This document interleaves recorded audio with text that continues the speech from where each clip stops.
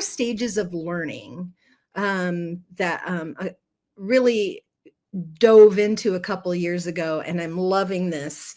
There's unconscious incompetence. That's when we don't know what we don't know. We don't really care either. But as soon as we make a decision to learn something new, to try something new, like being on the Be Connected platform, for me at one point it was, man, I want to learn how to play the drums. I really want to learn how to play the drums. And so I remember back then I was so excited, like, how hard could it be? How hard could it be? So I got myself a little practice drum kit and some drumsticks, and I just started playing around. And then I was like, well, you know what?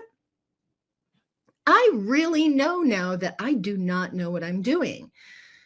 It's harder than I thought it was going to be. It's one thing playing the dashboard in the car, playing along to the songs as you're driving along, playing. I did that with Wham, by the way, Colleen. When we were growing up, Wham was big, man. We went to Chinese food and I was hitting the dashboard with those, just like singing, El Tropicana or whatever the song was.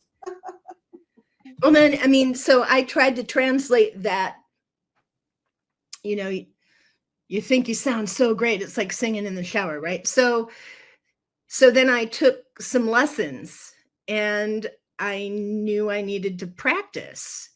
And it was harder than I thought. So my brain, in this conscious incompetence phase, my brain talked me out of moving forward.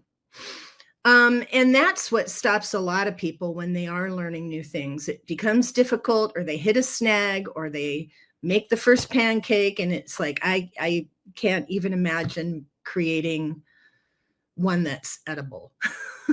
So they just give up. And in my case, I gave up. But I'm going to flip over to the Be Connected example.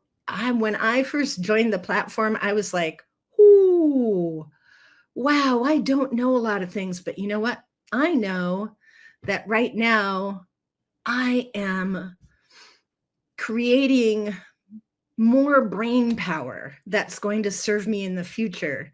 And once we stick with that frustration, and we stick through it, and things finally start clicking, boy, is that a special kind of feeling, where we enter into conscious competence. We still have to think about what we're doing, but we're doing it, right? And then as soon as we get all the hours necessary, we shift into unconscious competence. And that's when we're able to do things on autopilot. So for me, I have learned to embrace that